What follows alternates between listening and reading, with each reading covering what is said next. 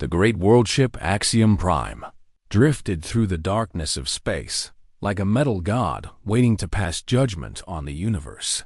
And inside its massive council chamber, 12 of the most powerful beings in the galaxy had gathered to decide the fate of another world.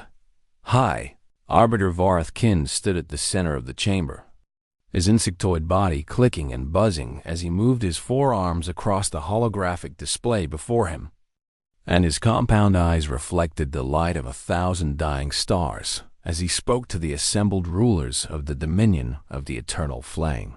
"My fellow arbiters," he began, his voice carrying the weight of 600,000 years of conquest. "The time has come once again to select our next harvest. And I have studied many worlds across the galaxy to find the perfect candidate for our needs." The chamber fell silent as the other 11 arbiters turned their attention to Vareth. And each of them represented a species that had long ago proven itself worthy of ruling over lesser beings.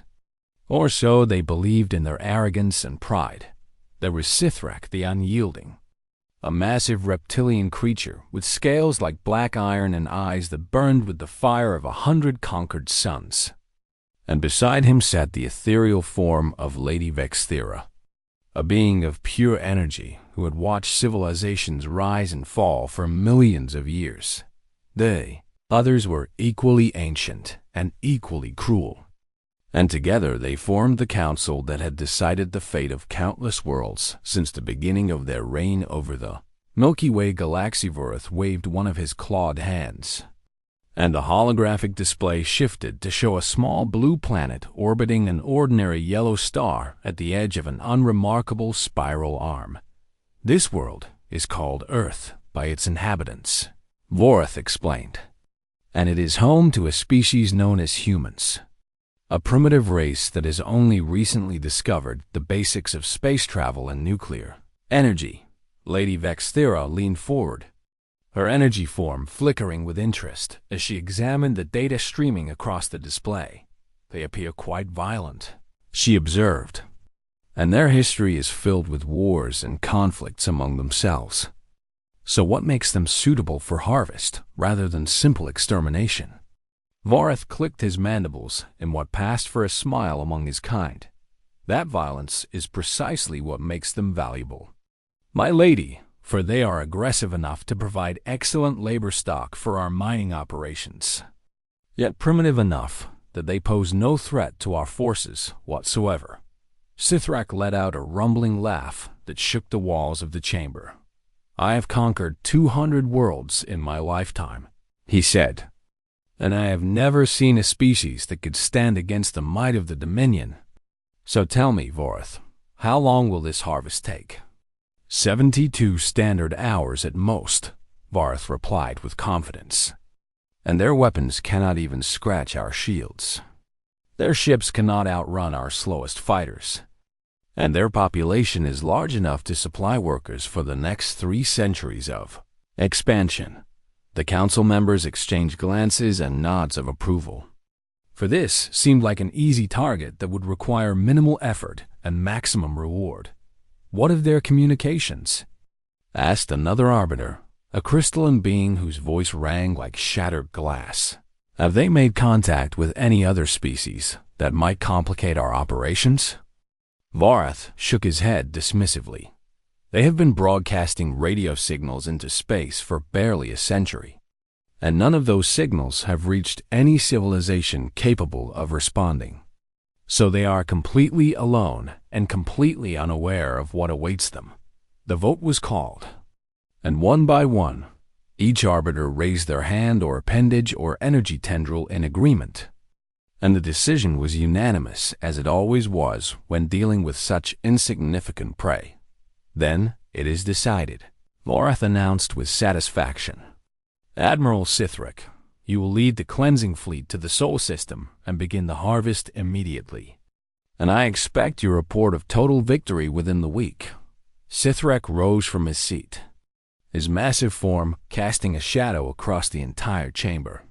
"It will be done, High Arbiter, and I will personally ensure that these humans learn their place in the natural order of the galaxy, as the council dispersed and the great warships of the Dominion began to mobilize. None of them could have imagined what would happen next, for they had made a terrible mistake in their arrogance. They had judged humanity by its technology and its brief history, but they had not looked deeper into the mysteries that lay hidden beneath the surface of that small blue world. Meanwhile, on Earth, life continued as it always had, with humans going about their daily routines, completely unaware that a fleet of 3,000 warships was preparing to cross the vast emptiness of space to enslave or destroy the Malin. The Atacama Desert of Chile. Dear Elena Vasquez sat in front of a bank of monitors at the Deep Space Monitoring Array, sipping her cold coffee and reviewing the data from the previous night's observations. She was a woman in her late 40s with graying hair and tired eyes. But her mind was as sharp as ever, and she had dedicated her entire life to searching the stars for signs of intelligent life beyond Earth tonight. Something strange had appeared in her data. That cannot be right, she muttered to herself as she examined the readings. There must be some kind of instrument error or solar interference causing these anomalies. The sensors had detected a massive gravitational disturbance near the edge of the solar system, something that should not have been possible according to everything she knew about physics and astronomy. She ran the calculations again and again, but the results remained the same, and a cold feeling began to grow in her stomach as she realized that she might be looking at something unprecedented. But Elena was a scientist, and scientists did not jump to conclusions based on a single night of unusual data. So she decided to wait for more observations before raising any alarms. This decision, born of caution and professional skepticism, would cost humanity precious hours of preparation time. But Elena could not have known that, and she could not have known that deep beneath the mountains of Colorado, ancient machines were already beginning to stir in a forgotten bunker far below Cheyenne Mountain. Lights that had been dark for decades suddenly flickered to life, and computer systems that predated the internet began to hum with renewed purpose. A protocol written by a man named Dr. Marcus Webb in 1987 had detected the same gravitational anomaly that Elena Vasquez had noticed. But unlike Elena, the machines did not hesitate or doubt. They had been waiting for this moment for a very long time, and somewhere in the vast darkness between the stars, the cleansing fleet continued its journey toward Earth, carrying enough firepower to reduce the entire planet to ash and enough soldiers to enslave every man, woman, and child who survived the initial assault. The galaxy had seen this story play out countless times before, with primitive species falling before the might of the Dominion like wheat before the scythe. And there was no reason to believe that humanity would be any different. But the galaxy was about to learn a very important lesson about the dangers of assumption and about the secrets that can hide within the most unlikely of places. For Earth was not what it appeared to be, and neither were the humans who called it home. The cleansing fleet dropped out of hyperspace beyond the orbit of Neptune, and the sudden appearance of 3,000 warships sent ripples through the fabric of space that could be detected by every telescope and sensor on Earth. Admiral Sithrak stood on the bridge of his flagship, the Eternal Wrath, and gazed at the distant blue dot that would soon belong to the Dominion. "Begin the standard broadcast," he commanded, his voice like grinding stone, "and let these primitives know what fate awaits them." His communications officer, a slender creature with too many eyes and not enough mercy, activated the transmission array and sent a message across every electromagnetic frequency that humanity used for communication. The message was simple and direct, as it had been for countless conquests before this one. "People of Earth, you have been chosen for harvest by the dominion of the eternal flame, and resistance is not only futile, but will result in the complete destruction of your species rather than mere enslavement. So surrender your world, submit to our authority, and serve the greater glory of the dominion on Earth." The message arrived in the middle of an ordinary Tuesday afternoon, And within minutes, everything changed. Television broadcasts were interrupted. Radio stations fell silent. And every screen on the planet displayed the same terrifying image of Admiral Sithrak's scaled face as he delivered his ultimatum. Dear Elena, Vasquez watched the broadcast from her monitoring station in Chile, and her hands trembled as she realized that the gravitational anomaly she had dismissed was actually an alien invasion fleet.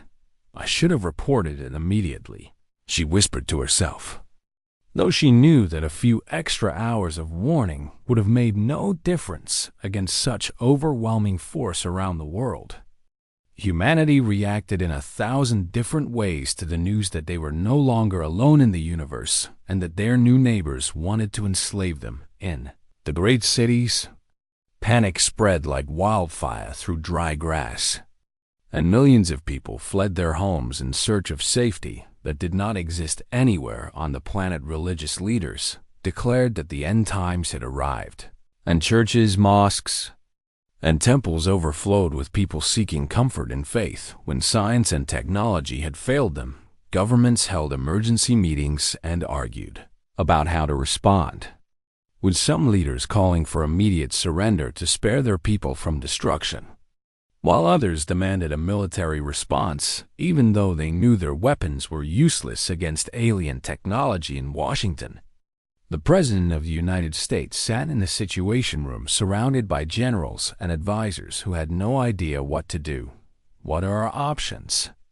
She asked, her voice steady despite the fear that gripped her heart. A 4-star general shook his head grimly.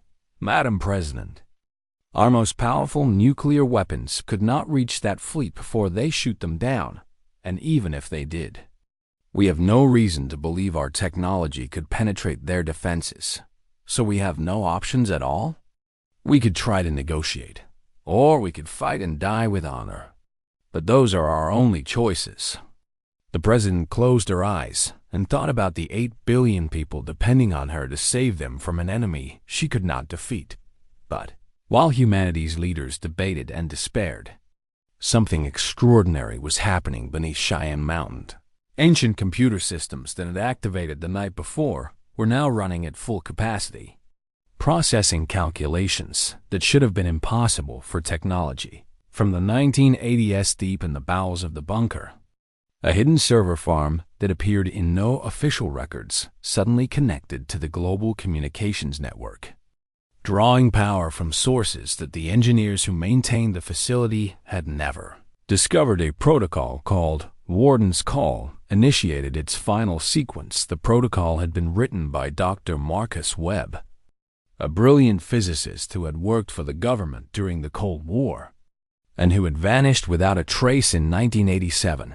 After claiming to have made contact with something extraordinary, his colleagues had assumed he had defected to the Soviets or suffered a mental breakdown.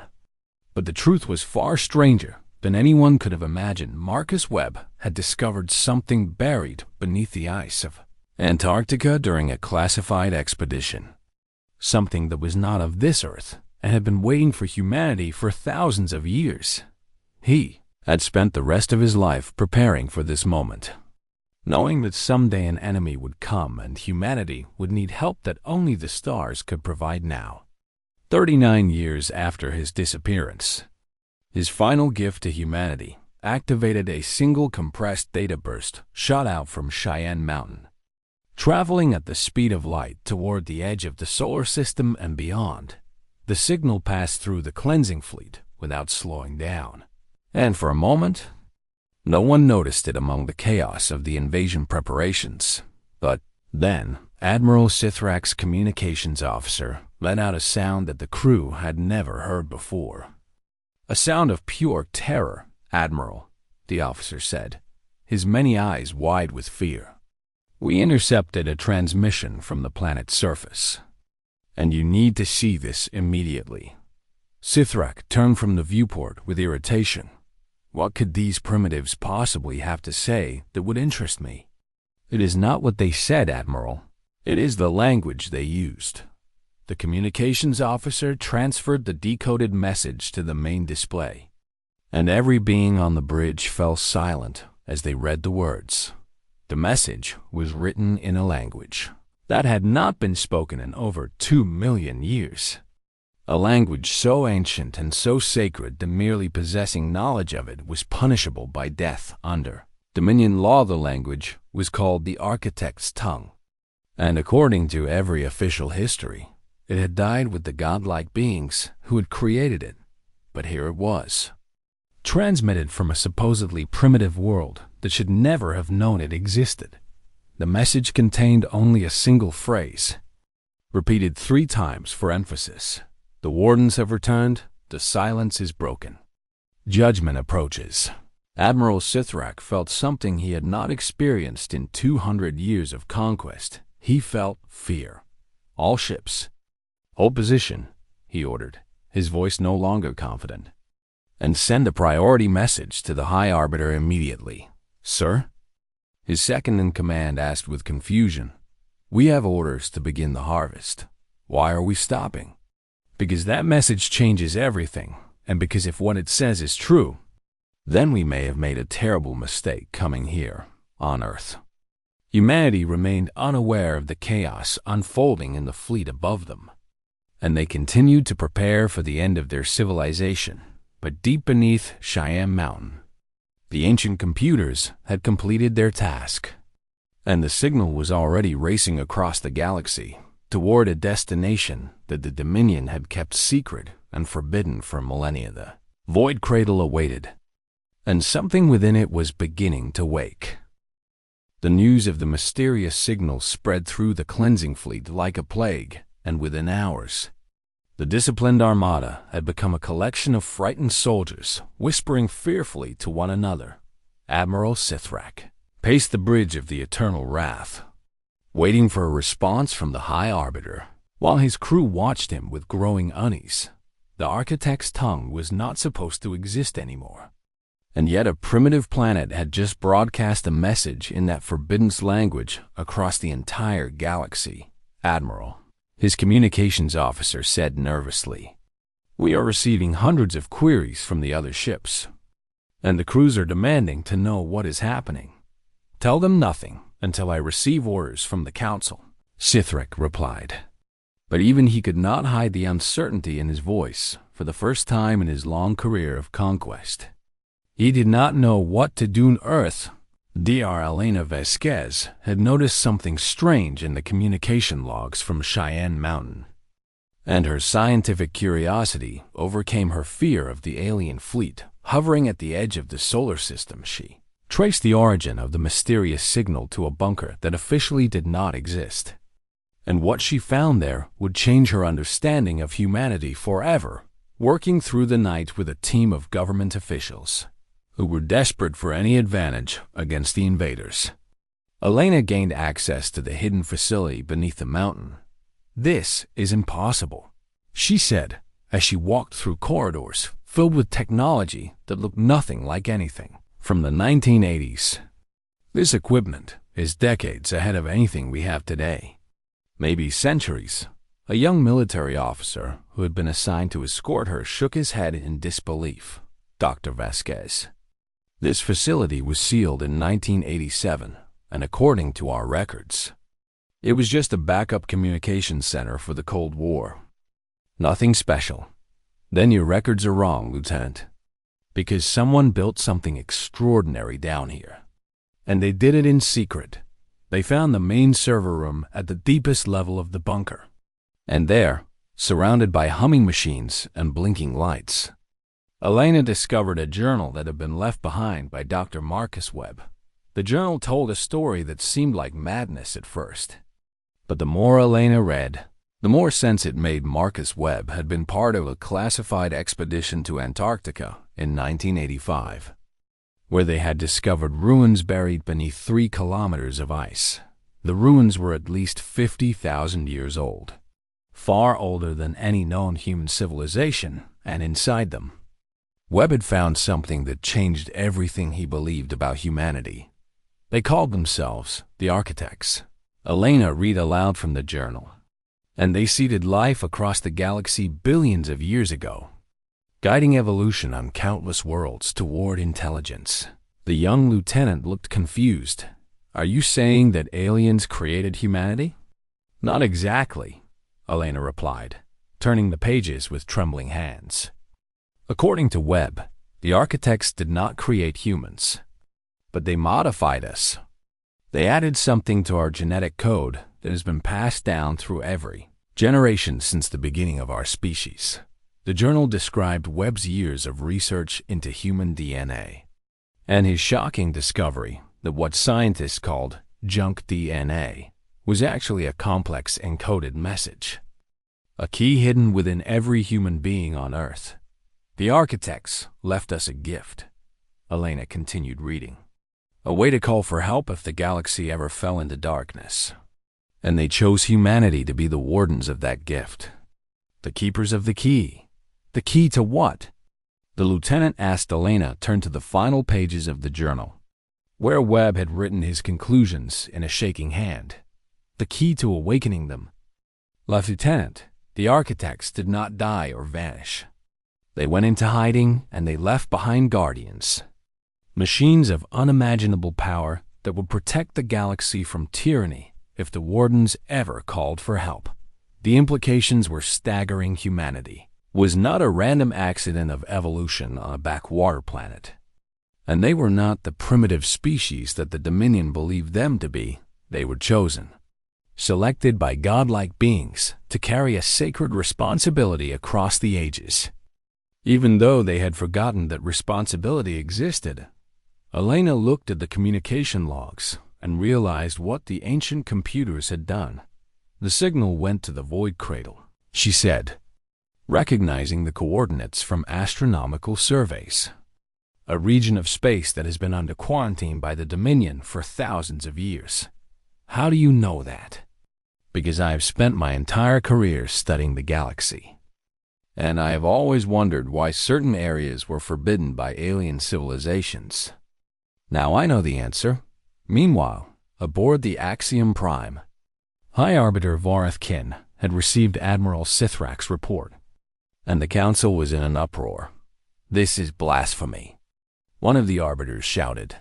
The architect's tongue is dead, and anyone who claims otherwise is spreading dangerous lies. But Lady Vexthera, the ancient energy being who had lived longer than any other member of the council, remained silent and thoughtful. My lady, Vorath addressed her directly. You are the oldest among us. What do you know of this language and this legend? Vexthera's form flickered with colors that the other arbiters could not interpret. I know what we all know, she said carefully, that the architects created the foundation of galactic civilization, and that they disappeared before our ancestors rose to power. But I also know that the stories we tell are not the complete truth. What do you mean? I mean that the Dominion's claim to be the rightful successors of the architects is a convenient fiction, one that has served us well for 600,000 years, but a fiction nonetheless. The chamber erupted in angry protests, but Vexthera continued speaking. The records that were destroyed when the Dominion was founded, the species that were exterminated because they knew too much, the forbidden zones that we have maintained for millennia. All of these things exist because we feared that someday the truth would emerge. Vorath felt his certainty crumbling beneath him. And what is the truth, my lady? The truth is that the architects did not choose us. They chose another species to be their wardens, a species that they hid on a remote world at the edge of the galaxy, a species that has been sleeping for thousands of years, waiting for the moment when they would be needed. The humans, Vorath whispered.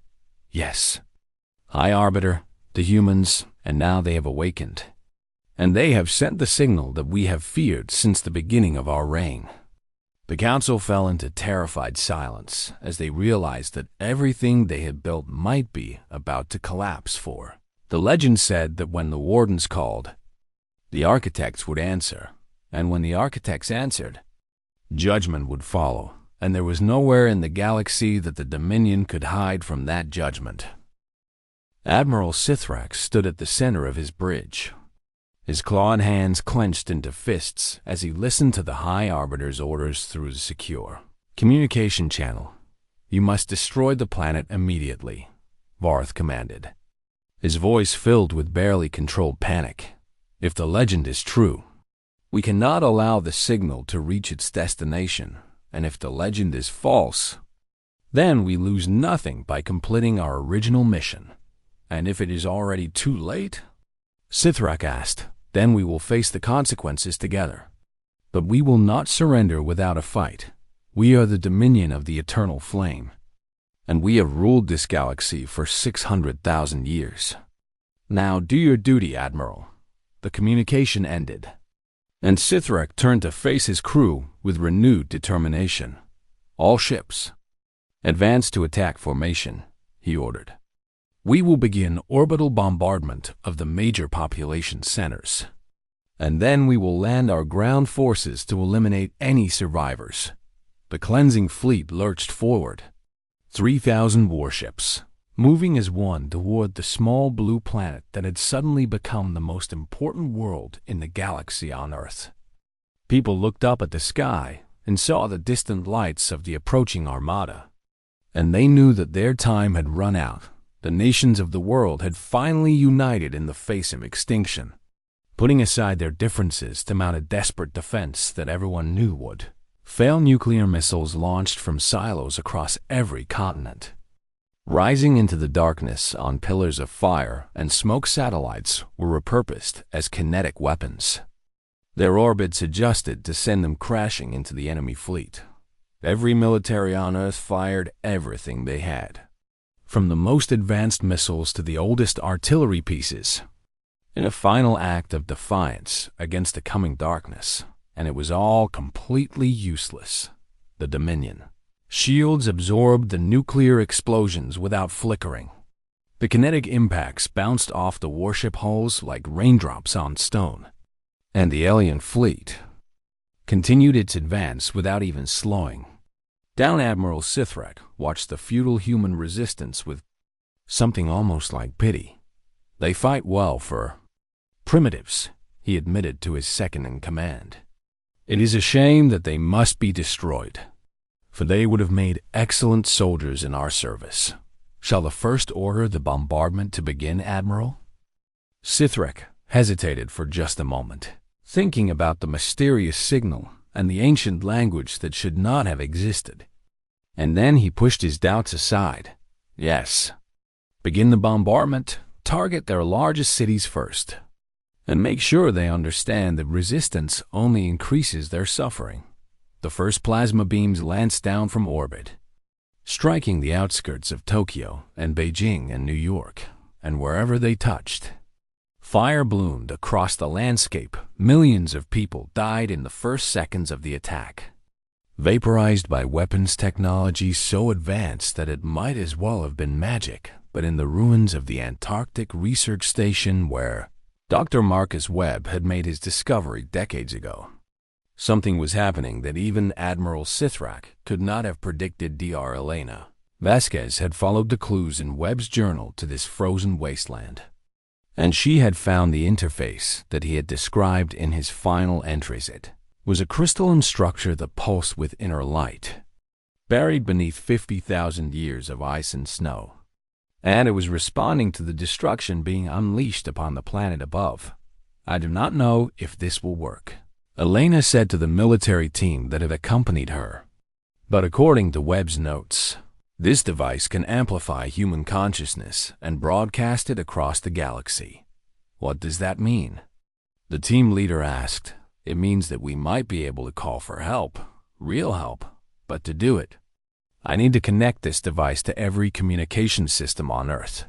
The team worked frantically, running cables and configuring satellites, while the bombardment continued above them and the world burned. Elena placed her hands on the crystalline interface and felt a jolt of energy surge through her body, connecting her mind to something vast and ancient and impossibly powerful through the global communication network. She reached out to every human being on Earth. She did not send a message in words, for there was no time for speeches or explanations. Instead, she sent a feeling, a pure emotional broadcast that touched every mind on the planet simultaneously. It was a call for help, a plea for salvation, a desperate cry from a species facing extinction and 8 billion human beings. Whether they understood what was happening or not, responded to that call, their fear became focus, their despair became determination, and their isolated minds linked together through the ancient architect, technology into something greater than any individual could ever be. Crystalline interface began to glow brighter and brighter, channeling the combined consciousness of all humanity into a single coherent signal that shot out into the darkness of space. Admiral Sithrak felt the hair on the back of his neck rise as his sensors detected an energy surge from the planet's surface. That should have been impossible. What is happening down there? He demanded. Unknown, Admiral, but the energy readings are off the scale, and the source appears to be Antarctica. Before Sithrak could respond, something happened in the region of space known as the Void Cradle. Something that had not happened in over 2 million years. A structure emerged from folded space, unfolding like a mechanical flower blooming in the darkness between the stars. It was the size of a small moon, covered in crystalline spires and glowing conduits that pulsed with the same light as the interface in Antarctica. And it was undeniably, unmistakably, the work of the architects and architect Sentinel, a guardian left behind to protect the galaxy from those who would abuse their power. Had awakened and it spoke. The voice did not come through communication channels or radio waves. It simply appeared in the minds of every sentient being in the galaxy, from the lowless slave in the Dominion's mining colonies to the High Arbiter himself. Judgment protocol engaged. The voice announced, calm and cold and utterly without mercy, analyzing transgression. The Dominion of the Eternal Flame has been found guilty of crimes against life, against justice, and against the legacy of the architects. Sentence is death. Admiral Sithrak had just enough time to scream a single word of denial before the Sentinel fired. A beam of pure light crossed the void between the Sentinel and the cleansing fleet. And wherever that light touched, matter ceased to exist. 2,000 warships vanished in an instant, their crews and weapons and shields meaning nothing against power that had been ancient when the Dominion was young.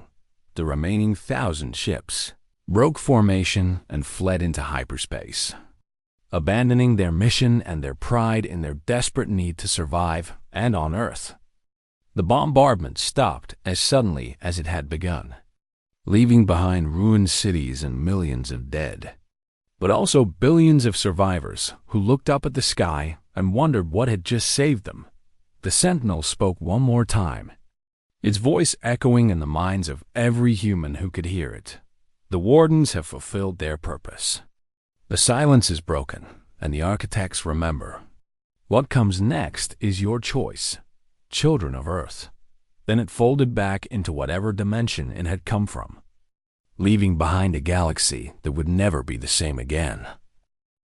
The collapse of the Dominion of the Eternal Flame happened faster than anyone could have predicted. For an empire built on lies cannot survive when the truth is revealed to all within days of the Sentinel's judgment. Rebellion spread across the galaxy like wildfire through dry grass. Slave species that had been oppressed for countless generations rose up against their masters, armed with the knowledge that the Dominion had never been the rightful heirs of the architects. The 12 elder races that had ruled together for 600,000 years found themselves hunted and hated, their power crumbling as their subjects realized that fear had been the only thing holding them in chains. High Arbiter Vorath Kin was overthrown by his own guards and handed over to the species he had ordered harvested, and his fate became a warning to all tyrants that their crimes would not be forgotten. Lady Vexthera, the ancient energy being who had spoken the truth to the Council, chose to drift into the darkness between galaxies, saying that she had lived long enough to see empires rise and fall, and that she was tired of watching Admiral Sithrak, who had survived the destruction of the cleansing fleet, by fleeing at the first moment of the Sentinels' attack. Spent the rest of his days as a fugitive, hunted by those he had once conquered, the Dominion was not replaced by a new empire. For the galaxy had learned its lesson about placing too much power in too few hands instead. Thousands of species began the long process of building something new, something better. Something that honored the legacy of the architects rather than perverting it for selfish gain, and at the center of this galactic transformation stood humanity. Changed forever by the events that had nearly destroyed them, Dr. Elena Vasquez became the voice of Earth to the rest of the galaxy. Speaking on behalf of a species that had gone from primitive to pivotal in the span of a single day, we did not ask for this responsibility, she told the first gathering of the Galactic Council. Held in orbit around Earth 3 months after the Sentinel's judgment, we did not know what we were, and we did not fully understand what we have become. Representatives of hundreds of species listened to her words, some with gratitude and hope, others with fear and suspicion. But we accept this responsibility, Elena continued, because it was given to us by beings far wiser than we are, and because the galaxy needs leaders who have known what it means to be small and afraid and alone. The Soul Accord was established that day, a new government for humanity that united all the nations of Earth under a single banner for the first time in history. It was not an empire, for humans had learned from the Dominion's example that empires breed only suffering and resentment.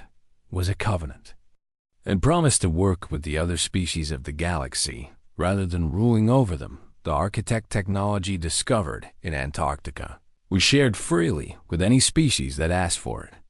And soon, ships began arriving at Earth from every corner of the Milky Way. Some came seeking knowledge, eager to learn the secrets that humanity had inherited from the architects. Others came seeking friendship, hoping to build alliances with the species that had broken the Dominion's grip on the galaxy. Few came seeking revenge, blaming humanity for the chaos that had upended their lives and destroyed the order they had known. These hostile visitors learned quickly that while humanity believed in peace, they were no longer defenseless. The architect technology had given Earth weapons and shields that could match anything in the galaxy, and the population of 8 billion had been united by their shared experience of nearly facing extinction. We do not want war, Elena told an ambassador from one of the aggressive species, but we will not be victims again, ever. And anyone who threatens our world will learn that lesson the hard way. The ambassador left Earth with a new respect for the small blue planet and its strange inhabitants. Years passed, and humanity spread across the stars, building colonies on distant worlds and forming partnerships with dozens of alien species. They discovered more architect ruins on other planets, each one containing fragments of knowledge that helped them understand their place in the cosmic order. They learned that containing fragments of knowledge that helped them understand their place in the cosmic order. They learned that the Funward and Ranarich architects had not only seeded life across the galaxy, but had been preparing for their own eventual return. They are not dead, Elena explained to her grandchildren decades later, sitting in a garden on a world orbiting a star thousands of light years from Earth. They are waiting, watching to see what the galaxy will become. And someday, when we are ready, they will come back. What will happen then, grandmother? One of the children asked. Elena smiled, looking up at the unfamiliar constellations of this new sky. I do not know, child, but I hope we will make them proud. The galaxy continued to change and grow, shaped by the choices of countless species working together toward a future that no one could predict. There were still wars and conflicts, for sentient beings would never be entirely free from their aggressive impulses. But there was also cooperation and friendship on a scale that had never existed under the Dominion's rule, and through it all, humanity remained at the center of things, not as rulers or conquerors, but as guides and mediators. They were the wardens, the keepers of the architect's key. And they took that responsibility seriously on the anniversary of the Sentinel's judgment, now celebrated across the galaxy as Liberation Day. Humans would gather to remember what they had almost lost and what they had gained. They would tell stories of the invasion, of the signal, of the moment when 8 billion minds had joined together to call for help, and of the ancient guardian that had answered, and they would remember the lesson that the Dominion had learned too late. A lesson that every species in the galaxy now knew by heart. Never underestimate the small blue planet at the edge of the Orion Arm. Never assume that primitives cannot surprise you, and never, ever, forget that humanity does not surrender, does not submit, and does not serve, because Earth remembers what it means to be free. And Earth will fight to the last breath to remain, so the galaxy had tried to harvest humanity. And humanity had become the gardeners. Instead, the stars themselves would never forget the day that everything changed. The day when a single signal sent from a forgotten bunker on a backwater world brought an empire to its knees. And somewhere, in a dimension beyond normal space, the architects watched and waited. Pleased with what their chosen wardens had become, the story of humanity was just beginning, and the best chapters were still to come.